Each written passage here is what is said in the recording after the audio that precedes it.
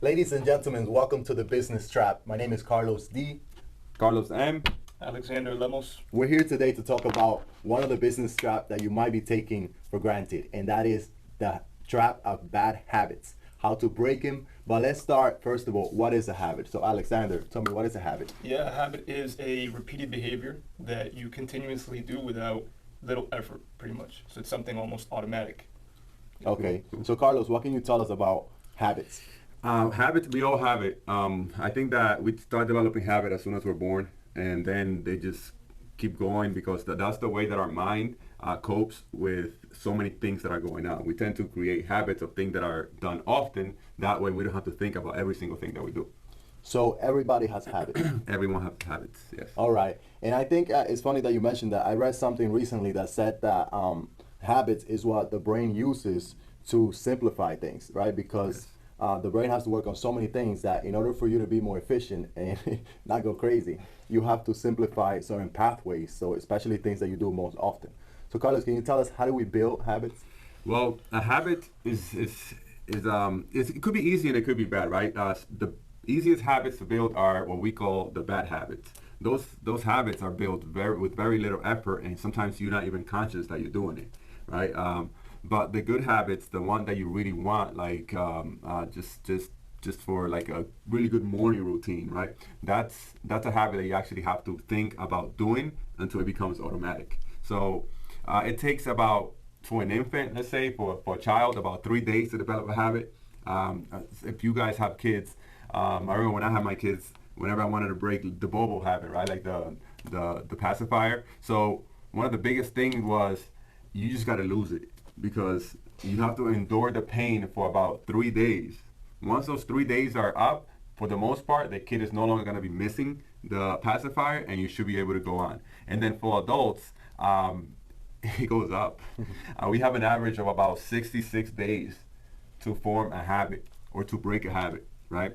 And that ranges based on the complexity of the habit. If it's something that's real complex, it could take anywhere up to 264 days. And something more easier, it could take up to only 18 days. But the number that you should have in mind is, if you want something to become a habit, at least 66 days to make sure that you are on your way to making that a habit. And I would want to chime in because I've also been reading upon habits, and it depends basically too on the character trait that people have. And one thing that I've noticed is that people, when they do want to, let's say, acquire a new habit, they're still stuck with the identity of who they are. So it's very hard for them to step into, let's say, a person that has a gym routine, because they've been a person for so long that doesn't have that routine. And so I guess another missing component to forming habits is really changing your identity and saying, no, I am an active person, and slowly but surely start molding yourself into that habit, into that routine. What do you guys think about that? Do you think that sometimes there's a lagging effect where like identity doesn't catch up enough to that new habit that you're trying to form? So if I'm understanding it right, that basically is what you're trying to do. When you create a new habit, you're essentially trying to change your identity in a way. So that's how long it takes, and it takes a lot of conscious thought and effort in order for you to do this action enough, this behavior enough, so that eventually it could just be done automatically. So you're trying to change your identity. Yeah, the habit is trying to So identity absolutely, change. yeah. So between when you first decide that you want to act a certain way until it automatically you're doing it without even thinking about it, and that is the lag that you're talking about between identity and actually trying to get that habit going. Got it. That's crazy. So let's talk about why is this so important for people in business to know how to cultivate good habits and how to break bad habits as well. Yeah, I mean, habits define who we are, right?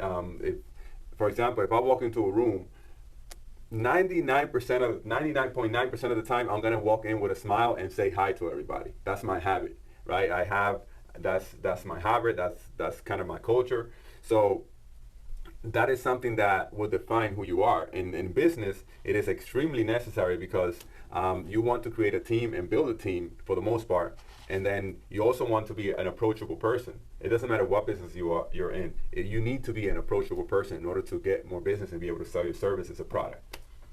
So, yeah. Well, I think that's very important, especially because you have so much going on that sometimes if you don't make that a habit, you're going to walk into a room thinking about other things. and like looking concerned, looking like very focused, but you don't look like welcoming and approachable. Correct. So how about you, Alex? Yeah, one thing that's helped me out in terms of communication, I've always been a poor communicator, meaning that I stumble over my words, I stutter, and I just didn't have the vocabulary to really express myself and be taken that serious. So one thing that I started doing in relation to business is reading aloud, but reading at least 30 minutes a day, because if you read 30 minutes a day, you're coming across like hundreds of words, possibly thousands of words, depending on how fast you read. And on top of that, when you read aloud, you're also training your mind and your brain to start kind of to letting this go, right? Letting this throat muscle go, and it just becomes that much easier to really communicate and use your voice, because I know a lot of people have trouble with that. They have trouble using their voice. So for business, you have to use your voice. You have to communicate, sometimes over-communicate. Oh. And one thing that's helped me out with that is reading a book, but aloud. Reading it aloud for 20 minutes a day, and my vocabulary expanded. And even to just, I don't hold back anymore. Just kind of let my voice go, and I feel more fluid. Right. Yeah. That's great. So I think building habits are so important because, like you guys mentioned, when you are in business, you need to be your best self, and you need to be constantly improving yourself, reinventing yourself. I also think that breaking habits is very important, especially bad habits. And a lot of people find this very hard to do. And I think it's because I read this once, that habits cannot be broken. They need to be replaced. So you need to replace one habit with another. Because if not, then you have a gap of time that it's going to be very difficult for you to do something else during that time. An example of that is smoking. People that smoke just have that habit of just going out for a smoke and being outdoor. Just it feels good just to be outdoor looking at the nature, and you're smoking, but it's not just the smoking. Like you're gonna crave that going outside even if you're not smoking, right? And when you go outside, what are you gonna do? You're gonna feel bored unless you go ahead and smoke. So a lot of people either go and replace, which is another bad habit, smoking with eating.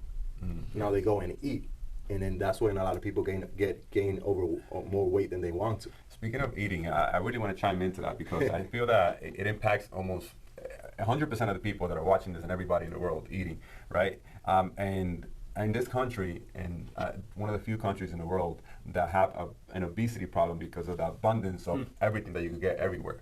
And that could become an issue for people who have very poor habits and don't really understand that in order for you to be healthy, you have to develop healthy eating habits. Right. Instead of trying to jam-pack a diet and an exercise routine, which is great and it will give you results quick. But the issue is that just as quick as you lose that weight and become healthy, just as quick you'll go back to your old self. Because for the most part, I guarantee you, this is probably one of the habits that takes closer to 264 days to break, right? As opposed to 60 days. So people do a diet for 60 days and they think, oh, all my problems are solved. But it doesn't work like that. Let me challenge you. Share some of your eating habits and, the ones that are good and you're trying to keep. Yeah, so one of the things that I do, and I've spoken about this before publicly, is I'm a great believer in fasting. Right, and intermediate fasting. My first meal, for the most part, it's around 11 or 12 p.m. Right, but I don't do it that extreme because I also don't think that's healthy. And then my last meal at night is usually about 2 hours or 3 hours before I go to bed, and that gives me a nice wide span where my body could fully digest everything that I put into it, and I could start with a fresh stomach and a clean body the next day. What about you, Alex? So yeah, habits. I feel like this topic hits close to home because what are you talking about? You look great. Yeah, but for a long time, I had really bad habits with food where I would actually use food as a sort of comfort. You know what I mean? Like things got tough, let me just go eat food, and it wasn't always the best food. One thing that changed with me was looking at food as an employee. Now, what do I mean by that? My diet is based off of nutritious food. If the food is not nutritious, meaning if it's not going to work for me, meaning that it's not going to help my eyes, it's not going to help cell regeneration, it's not going to work for me. I'm not going to employ it, right? So makes sense. Where I go off of is based off nutritious food, because we can fall into the diet trap. We can fall into keto and we can fall into low carb. And these are all right and they're okay if you really follow them consistently. But where I want to feel good. And so I go for, you could do a quick Google search. What are the most nutritious proteins? What are the most nutritious fruits and vegetables? And that's kind of what I center my diet around. So I changed the idea of food and what it means to me. And that's how I changed that habit. That's awesome. That's the why, right? That's the why behind, what is it? What is that chicken nugget going to do for you, And again, I know we're talking about food and everything, but I really believe that, all like those hardcore 90 days, if you put a time on a diet, I truly believe that that's really bad for you, because this is something you're going to eat for the rest of your life. So that's saying I'm not disciplined enough to eat well for the rest of my life. I just want to bang it in and get fit and just forget about it. So again, I know this is food, but going back to business, developing other great habits in business. And one of the great habits that I feel I have is that I don't take things for granted. I'm often thanking people. I'm often smiling at people, saying how good of a job they did.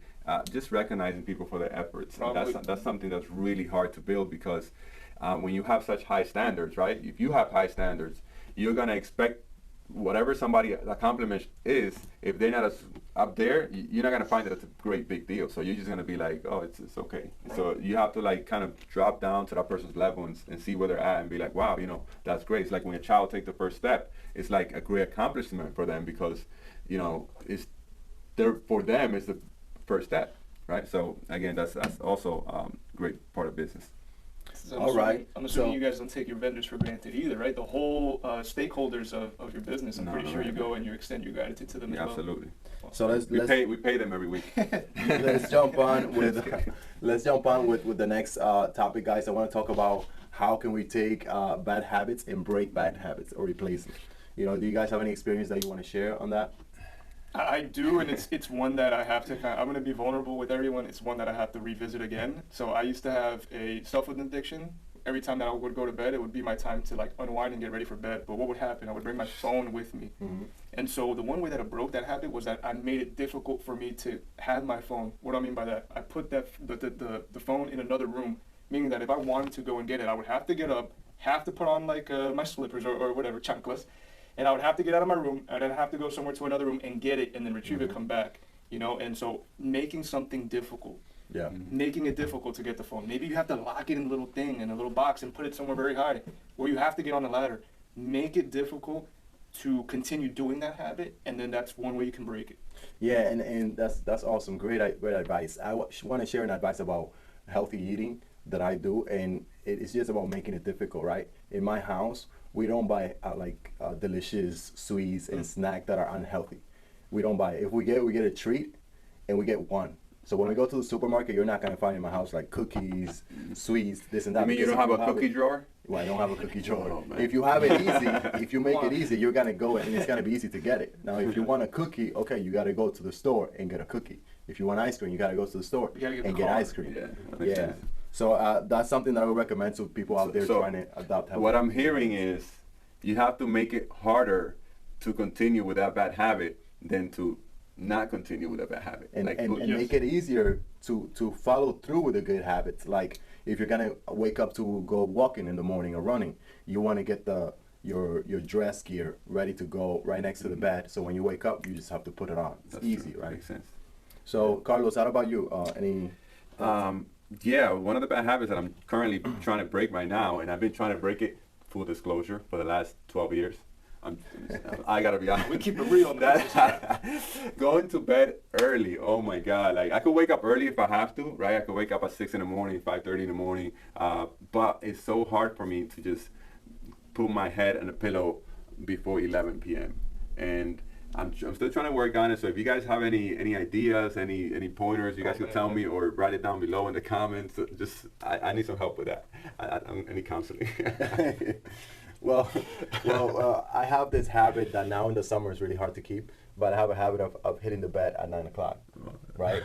And then reading. Still daytime. So, and the way that I do it is the easiest way to do it, and I heard this from someone else, is to wake up early.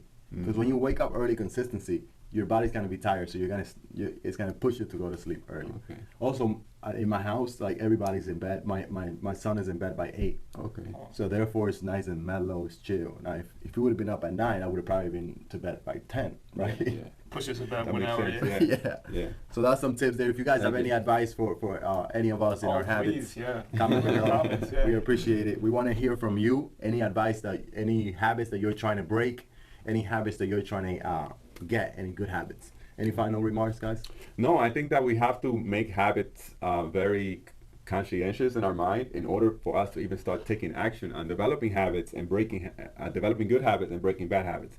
Because one of the things that happens is that we usually don't even acknowledge habits. We just go and do things to do them, and we don't consciously say, wow, this is a bad habit. Let me make a plan to break it. So just make a list of the things that you do consciously or unconsciously that you think are bad habits, and a list of things that you want to improve, things that you want to do, like me, and then just start working on them one at a time. And I would just say my closing remark is just to have fun with it. Like what Carlos said, if you want to make a list of all these habits that you want to attain, don't view them as a drag. I know that I've done that in the past, and I've gotten demotivated to continue doing them. So really have fun with it, and attach rewards. Attach rewards, reward yourself, and just realize it is going to take a little bit of a time. There's a little bit of a lag effect, but it's all good. Be patient. And lastly, I want to say break down your goals and then break down what habits you need to cultivate in order to be the person that accomplishes those goals. Reverse engineering. That's how you guys get to the next level, and that's how you get to start your business or take your business to the next level. I want to thank you guys for being with us. Comment below if you guys have any questions or if you want to add any habits that you want to break or any habits that you're trying to implement in your life. And also like and subscribe. This is the Business Trap. Thank you so much for watching. Until next time.